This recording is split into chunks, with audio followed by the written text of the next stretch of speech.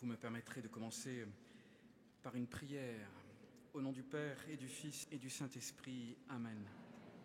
Dieu éternel et tout-puissant, toi qui as choisi Sainte Faustine pour proclamer les insondables richesses de ta miséricorde, accorde-nous par son intercession de nous confier pleinement à ton amour et d'être toujours empressés à pratiquer la charité fraternelle.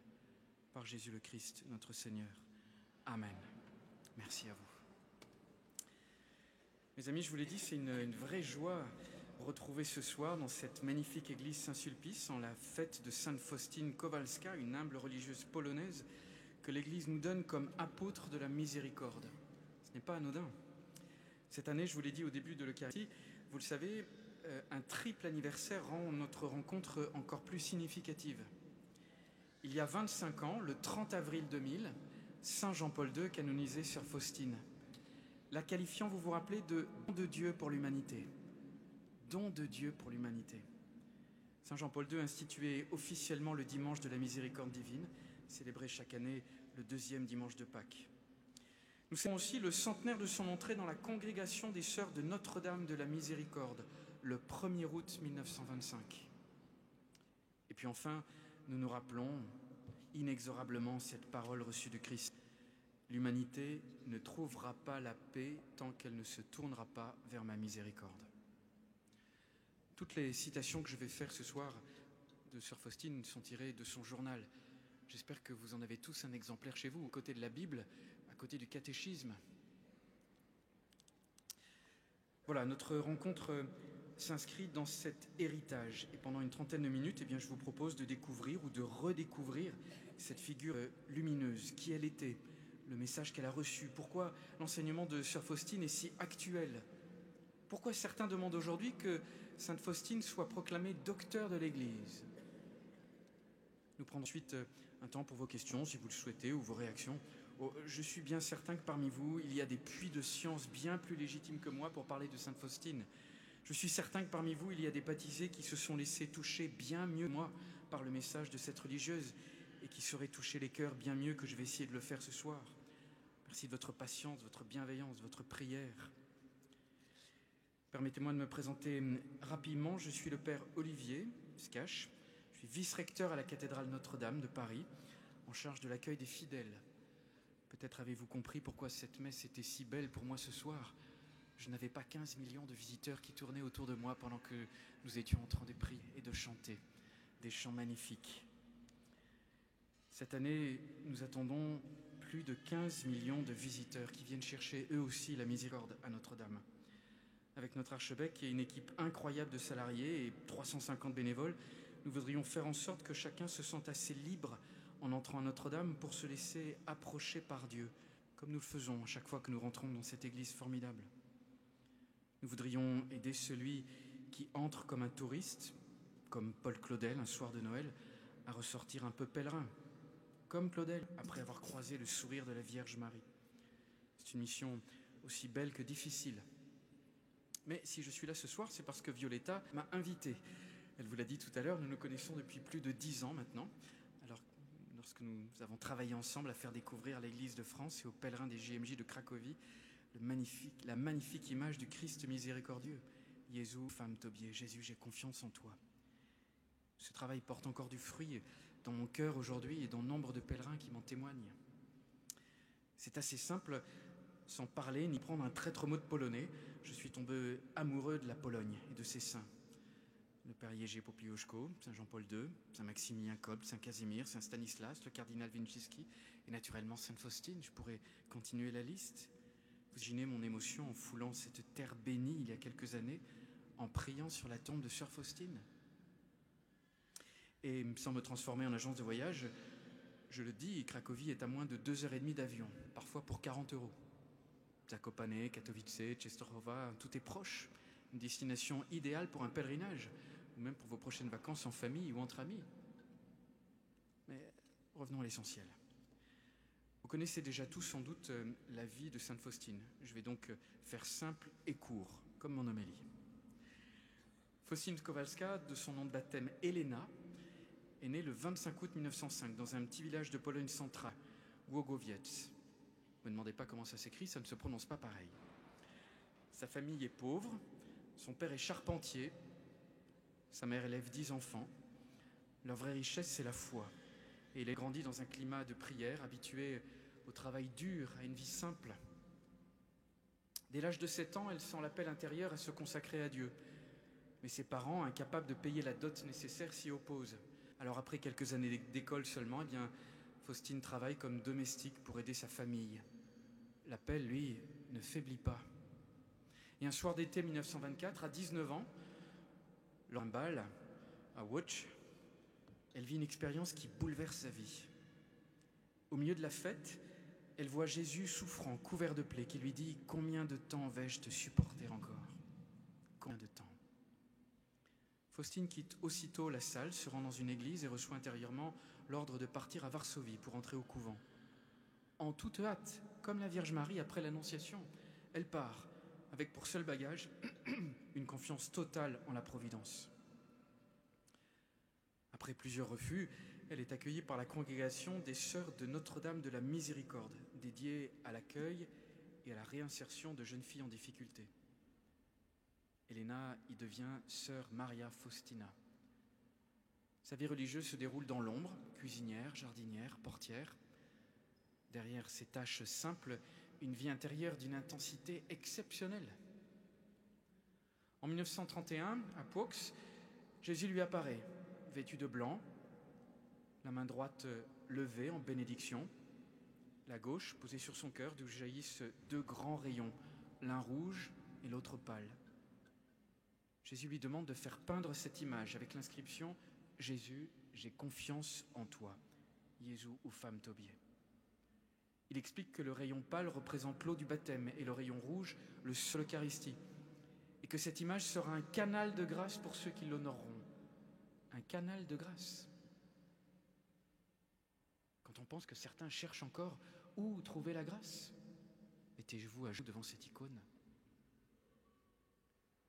À genoux devant cette icône comme devant la médaille miraculeuse révélée à Sainte Catherine Labouré, rue du Bac, tout proche d'ici.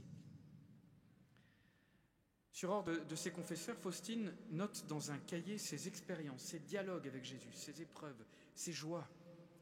Et ce petit journal, rédigé entre 1934 et 1938, deviendra un trésor spirituel pour le monde entier. Pas pour quelques privilégiés, le monde entier. On y découvre la profondeur d'une âme qui vit de la miséricorde et qui veut la transmettre à tous. Quand Jésus donne une grâce, c'est toujours pour la rayonner autour de nous. Jésus confie à Faustine 3 grands axes de mission. 1, la confiance totale en lui.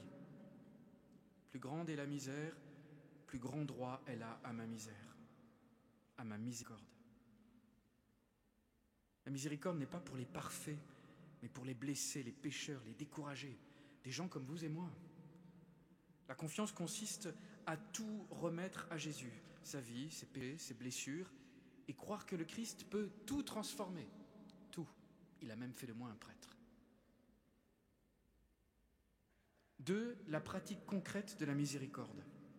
Recevoir la miséricorde, c'est bien. La vivre et l'amener, c'est encore mieux.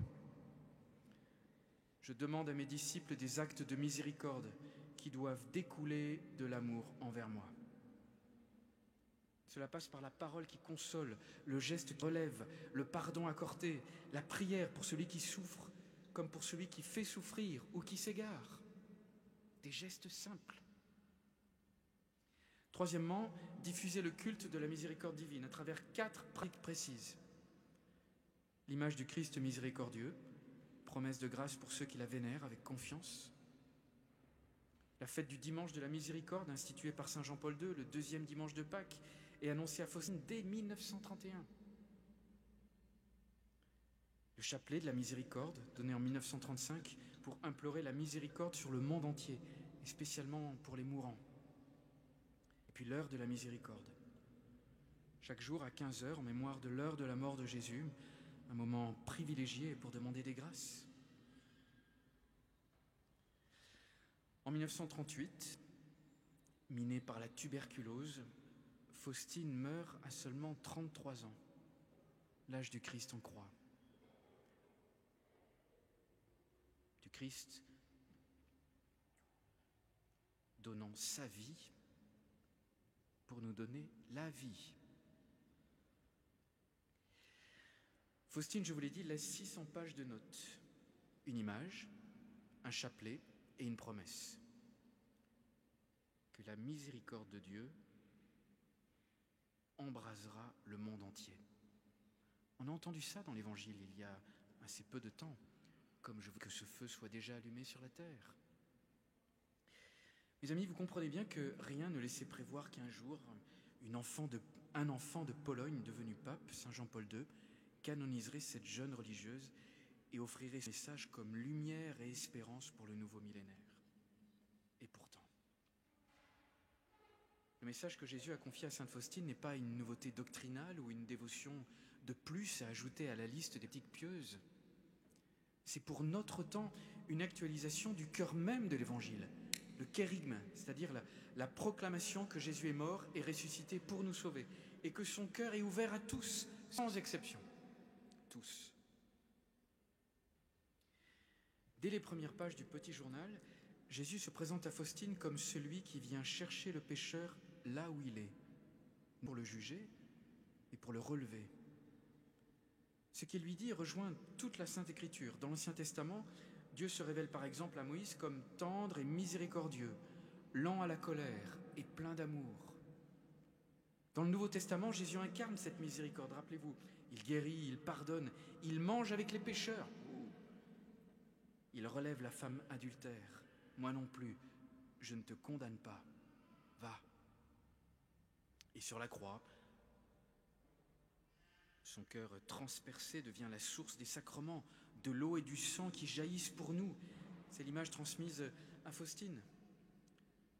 Ce que Jésus confie à Faustine, c'est que notre époque doit redécouvrir ce cœur ouvert. Il est important de souligner encore que Faustine n'apporte rien de nouveau au contenu de la foi. Elle n'ajoute pas une vérité inconnue de l'Évangile, mais elle actualise pour notre époque la miséricorde comme une clé de lecture de toute la révélation. En d'autres temps, l'Église a mis en avant la foi, l'espérance, l'Eucharistie, la prière, la mission. Aujourd'hui, à travers Faustine, l'Esprit Saint nous rappelle que la miséricorde est la porte d'entrée qui éclaire tout l'Évangile. C'est ce caractère central et universel qui justifie qu'on envisage pour elle le titre de docteur de l'Église. Écoutez cette parole de Jésus à Faustine. « L'humanité ne trouvera pas la paix tant qu'elle ne se tournera pas vers ma miséricorde. » Nous devrions crier cela au monde, à nos familles, là où nous vivons, dans notre ville, notre pays, notre Europe, notre monde. Ce n'est pas un simple concept spirituel, c'est un diagnostic. Notre monde est malade, c'est une urgence. Nous cherchons la paix dans les traités, les institutions, la consommation. Mais la vraie paix est née dans un cœur réconcilié avec Dieu. Être riche de tout ce que l'on a, je vous renvoie à l'évangile de dimanche dernier, n'a jamais rendu personne plus heureux. Nous n'emporterons rien de l'autre côté, si ce n'est l'amour. La paix n'est pas seulement l'absence de guerre, nous dit l'Église. Elle ne se réduit pas à l'établissement d'un équilibre des forces adverses. Elle ne naît pas d'une domination despotique, mais elle est fondée sur une conception correcte de la personne humaine, savoir ce qu'est un homme. La paix requiert l'édification d'un ordre fondé sur la justice et la charité.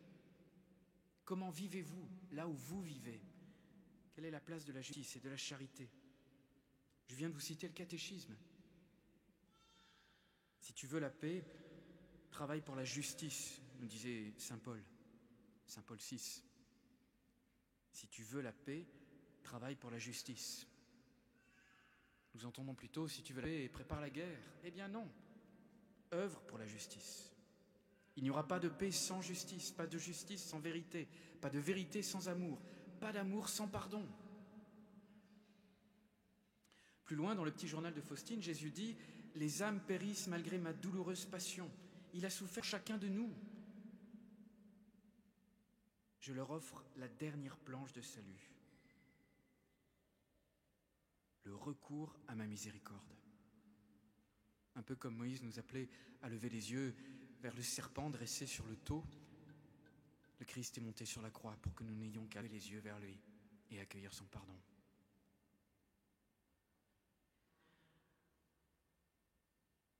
Vous vous rendez compte de ce que nous dit le Christ ?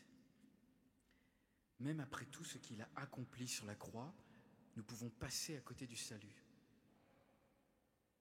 Si nous ne nous tournons pas vers lui, nous passons à côté du salut. Sa miséricorde doit être accueillie. Si Dieu nous a créés seuls, il ne veut pas nous sauver sans nous, ce qui implique notre engagement, l'usage de notre liberté. Et nous sommes libres non pas pour faire ce que nous voulons, quand nous voulons, comme nous voulons, avec qui nous le voulons. Cette liberté-là n'a jamais conduit qu'à l'hôpital, le cimetière, la prison dans le meilleur des cas. La liberté, vous l'avez tous expérimenté, c'est faire le bien pour lequel nous sommes faits. Faire le bien pour lequel nous sommes faits rend libre. Êtes-vous capable de le redire autour de vous ? Aux plus jeunes en particulier.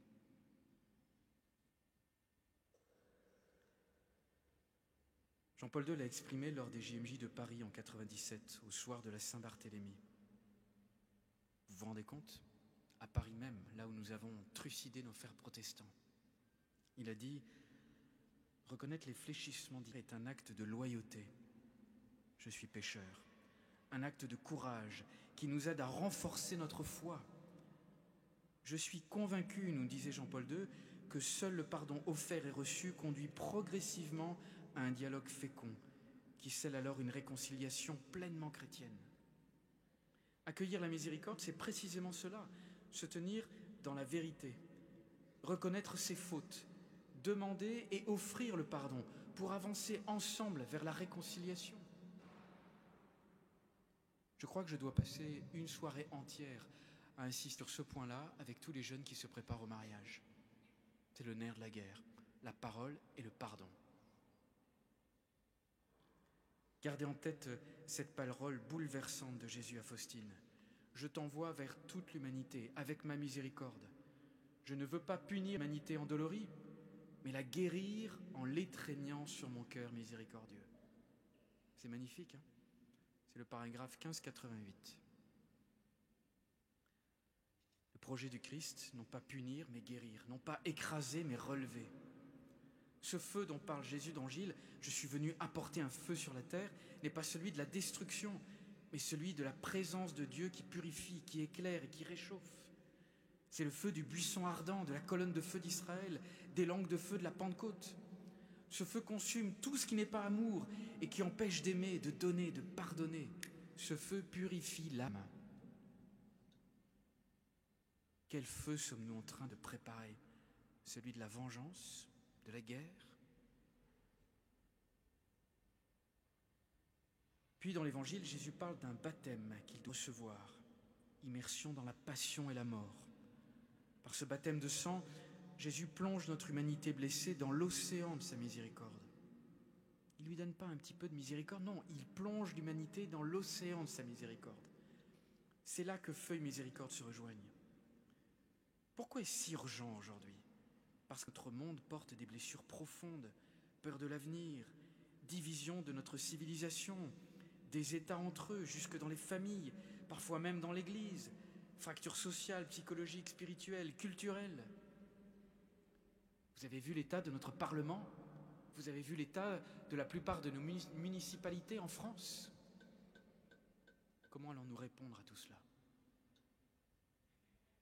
La miséricorde devient un médicament vital sans lequel notre monde risque l'asphyxie. Jean-Paul II, méditant la mission de Faustine, l'a qualifié lors de sa canonisation en 2000, il y a 25 ans, de don de Dieu pour l'humanité. Don de Dieu pour l'humanité, pas pour quelques-uns, pour tous les hommes. Et il ajoutait, le message de la divine miséricorde est un message de lumière et d'espérance pour le nouveau millénaire, pour notre temps. Pour lui, la miséricorde est la réponse de Dieu au drame du XXe siècle. Les guerres, les camps, les dictatures, mais aussi toutes ces blessures invisibles de l'âme moderne. Ce message est pour chacun de nous, pour celui qui peine à se pardonner lui-même. J'en rencontre tous les jours. Pour celui qui porte une blessure ancienne, pour celui qui doute de l'amour de Dieu, pour celui qui n'ose pas se confesser par peur ou par honte, pour celui qui fuit, pensons qu'il est impardonnable. Êtes-vous capable de lui courir après et de lui dire qu'il est aimé? Accueillir la miséricorde, c'est se laisser rejoindre par Jésus, là où nous en sommes, sans phare. La transmettre, c'est devenir à notre mesure des canaux de cette miséricorde. Comme le dit Faustine, la miséricorde véritable, c'est l'amour qui va à la rencontre des besoins des autres. C'est l'amour qui va à la rencontre des besoins des autres. Je vous rappelle que Violetta a besoin d'aide pour ranger à la fin de la célébration. C'est l'amour qui va à la rencontre du besoin des autres. Ce message est universel, sans âge ni frontières. Il a touché des millions de personnes, de l'ouvrier au rat de bibliothèque, du jeune en quête de sens au vieil homme au seuil de la mort. Et si l'Église envisage aujourd'hui de proclamer Faustine docteur, c'est que sa doctrine de la miséricorde n'est pas seulement un beau message spirituel, c'est une clé pour comprendre et vivre l'Évangile dans notre époque troublée. N'ayez pas peur. Ouvrez vos Bibles, relisez l'Évangile. Et si vous avez du mal à le comprendre, ouvrez ce journal et relisez l'Évangile. Et si Faustine devenait docteur de l'Église? Vous le savez sans doute, au fil de son histoire, l'Église a reconnu un tout petit nombre de saints comme docteurs de l'Église. Ils sont 37. Je les ai tous recomptés. Vous connaissez parfaitement les 4 premiers proclamés au Moyen-Âge, saint Ambroise, saint Jérôme, saint Augustin et saint Grégoire le Grand. Ceux qui ont eu la chance d'aller à Saint-Pierre de Rome les ont vus tous les 4 au fond de Saint-Pierre en train de tenir la chair de Moïse. Le dernier à avoir été reconnu docteur est un moine mystique arménien, saint Grégoire de Narek. Je serais curieux de savoir qui le connaît ici. Magnifique. Il y a tout juste 10 ans qu'il a été reconnu docteur. Comment pouvons-nous passer à côté d'une doctrine donnée pour notre temps? Je vais relire les écrits de saint Grégoire de Narek. Ce titre de docte conféré par le pape désigne un modèle de sainteté, un maître sûr dans la foi et un enseignement dont la doctrine a une portée universelle et durable. 3 critères sont requis. Une sainteté reconnue, confirmée par la canonisation, une doctrine éminente, enracinée dans l'Évangile, profondeur exceptionnelle et conforme à la foi de l'Église. 3, un rayonnement universel qui dépasse les frontières du temps et de la culture. Dans cette liste de 37 docteurs, je ne compte que 4 femmes. 2 ont été proclamées docteurs par saint Paul VI en 1970, sainte Thérèse d'Avila, magnifique, maîtresse de prière, réformatrice du Carmel, sainte Catherine de Sienne, une ardente défenseur de l'unité de l'Église. 2 autres l'ont été par saint Jean-Paul II en 1997 et par Benoît XVI en 2012. Sainte Thérèse de Lisieux, bien sûr, qui a offert au monde la petite voix de l'enfant spirituel. Sainte Thérèse de Lisieux. Relisez sa vie, relisez la vie de sainte Faustine, et dites-moi s'il n'y a pas quelque cohérence. Sainte Hildegarde de Bingen, prophète et visionnaire, au message toujours actuel, extraordinaire, un exemple qui nous a été légué par Benoît XVI, Sainte Hildegarde de Bingen. Alors pourquoi ne pas imaginer que sainte Faustine Kowalska devienne la 5e femme docteur de l'Église? L'idée n'est pas nouvelle, elle ne vient même pas de moi. En 2011, lors du 2e congrès mondial de la miséricorde à Cracovie, des cardinaux et des évêques de tous horizons ont adressé à Benoît XVI une lettre sollicitant l'ouverture du dossier. Parmi les signataires, le cardinal Stanislav Dziwisz, le secrétaire de Jean-Paul II, archevêque de Cracovie. Le cardinal Christoph Schönborn, à Paris, nous le connaissons bien, c'était l'archevêque de Vienne, un grand ami du cardinal Lustiger, un homme formidable. Le cardinal Philippe Barbarin, le cardinal Joseph Zen, monseigneur Albert-Marie de Montléon. Leur conviction, l'enseignement de Faustine est d'une importance particulière pour le 3e millénaire. Ils n'ont fait que souligner ce que Jean-Paul II avait déjà dit quelques années auparavant.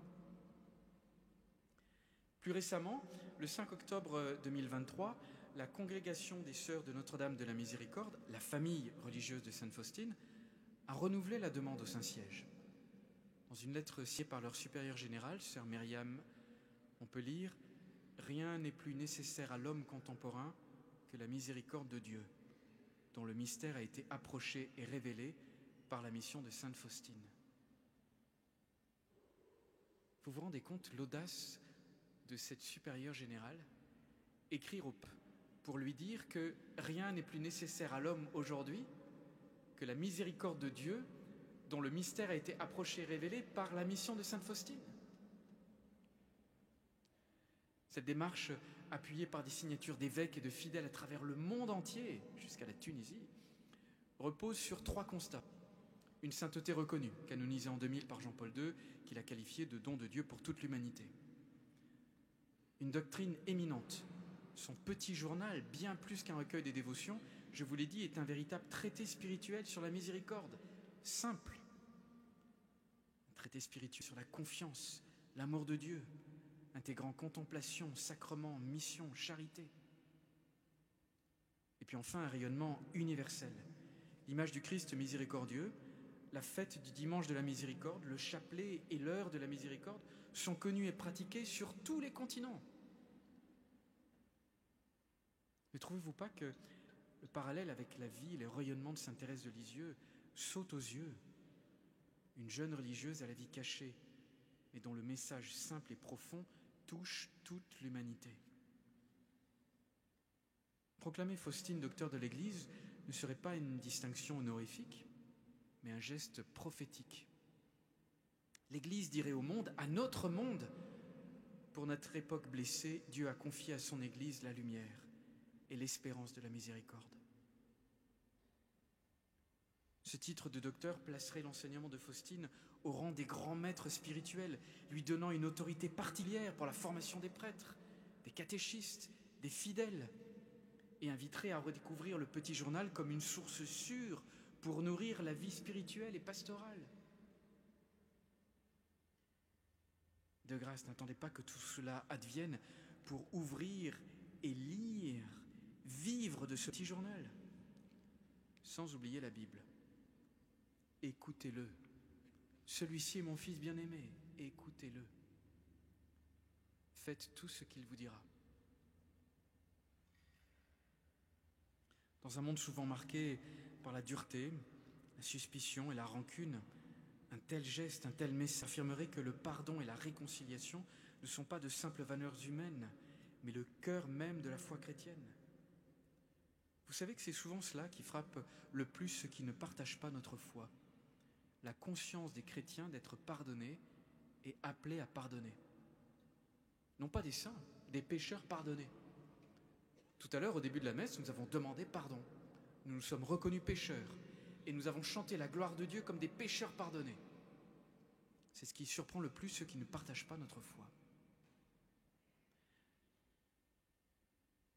La miséricorde, en réalité, traverse toutes les grandes traditions religieuses. Ce langage universel peut devenir un lieu de rencontre et de dialogue avec tous ceux qui cherchent la paix. Faustine, en actualisant pour nous, pour notre temps, rejoint donc non seulement les chrétiens, mais toute l'humanité en quête d'un Dieu qui guérit et qui relève. Je me répète, en 1970, Paul VI proclamait Thérèse d'Avila et Catherine de Sienne docteurs de l'Église pour souligner le rôle des femmes comme maîtres dans la foi. En 1997, Jean-Paul II ajoutait Thérèse de Lisieux pour sa science de l'amour. Peut-être que l'Esprit Saint nous invite en ce siècle à reconnaître Faustine comme docteur de la miséricorde, capable de guider l'Église dans un monde fracturé et d'enseigner à chacun ce que Jésus lui disait. La miséricorde véritable, c'est l'amour qui va à la rencontre des besoins des autres. La miséricorde véritable, c'est l'amour qui va à la rencontre des besoins des autres. C'est une belle formule de vie. Tu aimeras ton Dieu de tout ton cœur, de toute ta force, et ton prochain comme toi-même, nous dit le Christ. La miséricorde véritable, c'est l'amour qui va à la rencontre des besoins des autres. De quoi les autres ont besoin? d'amour, de miséricorde. Qui est amour? Qui est miséricorde? Dieu. Je serais heureux d'entendre le pape Léon sur ce point, lui qui, dans ses premières homélies et encore au Jubilé des jeunes en juillet dernier, a si fortement rappelé que la miséricorde est la clé d'une Église fidèle à la vérité, d'une Église proche des blessés. Saint Augustin, son maître spirituel, résumait ainsi l'expérience chrétienne. Ta miséricorde est plus grande que toutes mes misères. Et encore, si tu veux la miséricorde, sois toi-même miséricordieux. Ces paroles, vieilles de 16 siècles, rejoignent l'intuition confiée à Faustine. Recevoir la miséricorde, en vivre et la donner concrètement. Voilà le style de vie que l'Évangile propose à notre temps. Le message confié à Sainte Faustine n'est pas une relique spirituelle destinée à orner nos bibliothèques. C'est un chemin de vie concret. C'est une manière de respirer chaque jour au rythme du cœur de Jésus. Régler notre cœur sur les battements du cœur du Christ, comme le disciple bien-aimé posé sur la poitrine du Maître au soir du Jeudi Saint.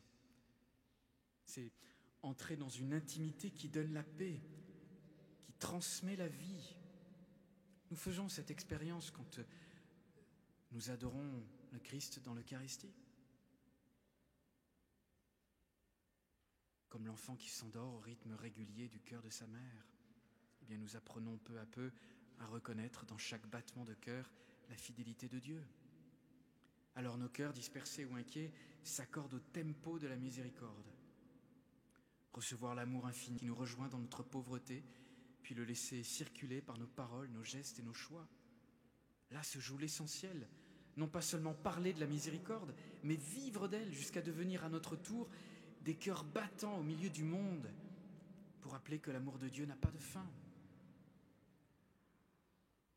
Au soir du 13 septembre 1935, Jésus enseigne à Faustine une prière simple et profonde, le chapelet de la divine miséricorde.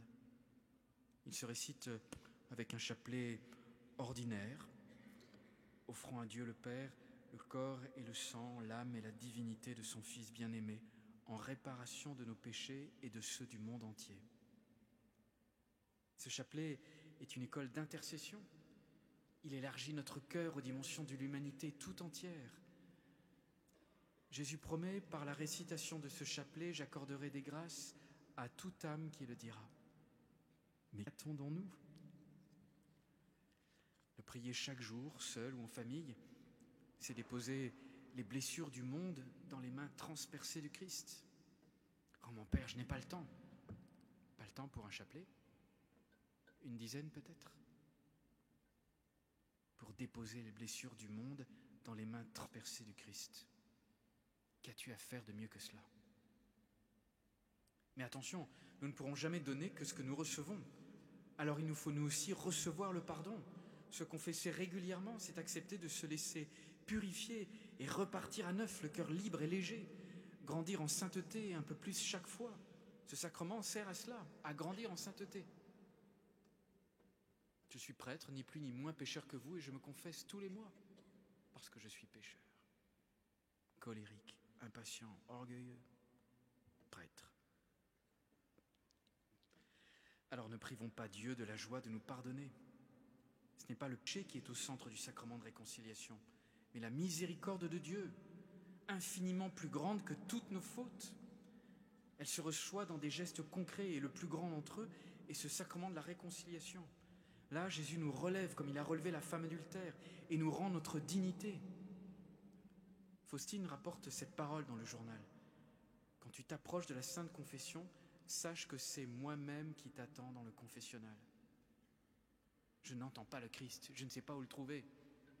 Ouvre ta Bible et va te confesser. Et puis n'oublions pas les gestes concrets de miséricorde.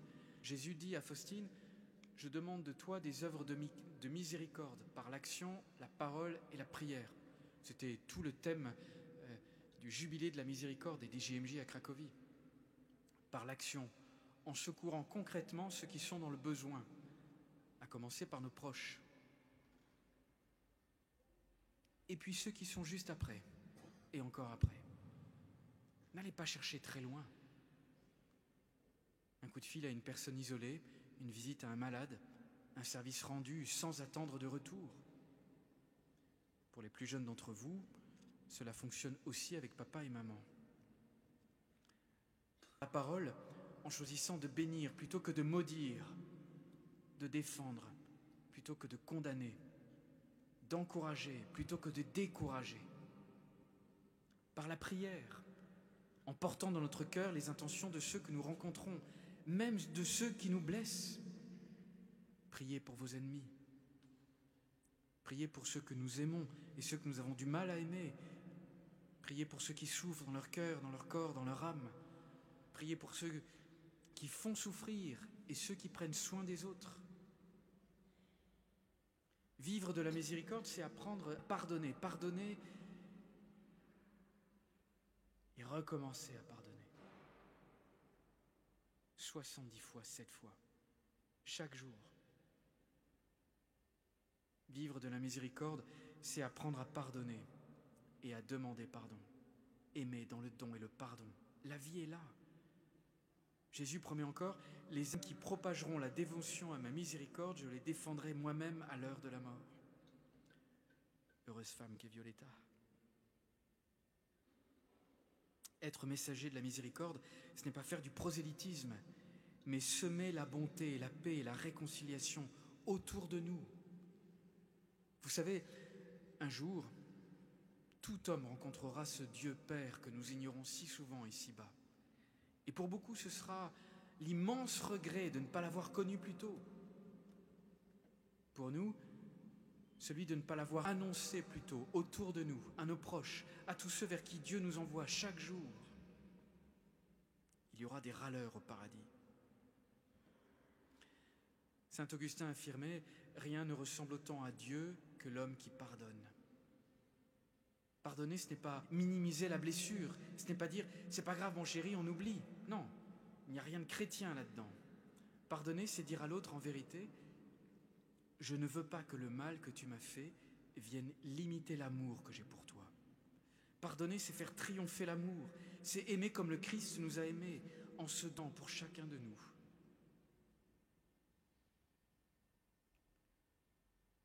Sur la croix, et en pardonnant à chacun de nous, sur la croix. Mes amis, nous avons reçu un trésor, un amour qui ne se lasse pas, qui ne se retire pas, qui ne se fatigue pas de recommencer. Alors accueillons-le chaque jour, laissons-le nous transformer, et puis portons-le au monde qui en a tant besoin. Je m'arrête là. J'ai été un tout petit peu plus long que prévu. Mais vous me ferez miséricorde. Je m'arrête là. S'il ne fallait retenir qu'une seule chose ce soir, ce serait celle-ci. La miséricorde n'est pas une option. Elle est le visage même de l'Évangile pour notre temps. C'est la manière concrète dont Dieu se penche sur notre humanité blessée.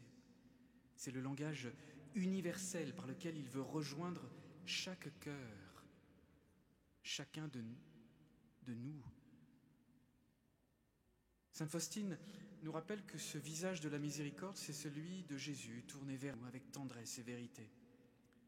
Elle nous invite à le contempler, l'imiter et le faire connaître. Dans un monde trop souvent marqué par la dureté, la méfiance et la rancune, nous sommes appelés à être les signes vivants que le pardon est possible, que l'amour est plus fort, toujours plus fort, et que la paix commence dans un cœur réconcilié. Mes amis, je prie ce soir pour que chacun ici et vous à travers le monde, grâce à la chaîne YouTube, je prie pour que chacun reparte avec un engagement simple mais radical. Chaque jour, poser au moins un acte de miséricorde pour qu'un peu plus de lumière circule là où nous vivons, là où nous travaillons, là où nous étudions, là où nous prions.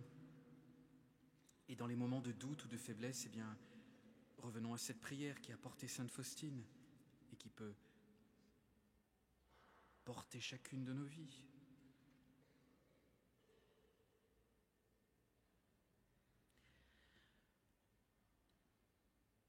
Jésus, j'ai confiance en toi. Jésus ou femme Tobier. Amen. Amen.